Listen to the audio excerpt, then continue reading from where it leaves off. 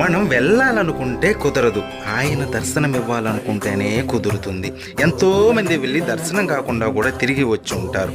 మీకు రహస్యం చెబుతాను, వినండి.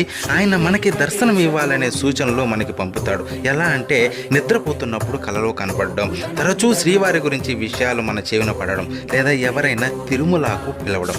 ఈ విధమైన సంకేతాలు కనబడితే వెంటనే బయలుదేరండి కొండకి. కానీ ఒక్క విషయం, అక్కడ మనం దర్శించుకునేది మామూలు విగ్రహం కాదు, సకల జగత్తును నడిపే శక్తి స్వరూపం, బ్రహ్మాది దేవతలు దర్శించుకునే విరాట్ స్వరూపం అది. విగ్రహ రూపంలో కనిపించి భ్రమింపజేసే శ్రీవారి రూపం అది. చక్రవర్తులు, సామంతులు ఆయన దర్శనం కోసం బంగారు వాకిలి ముందు పడిగాపులు కాశారు.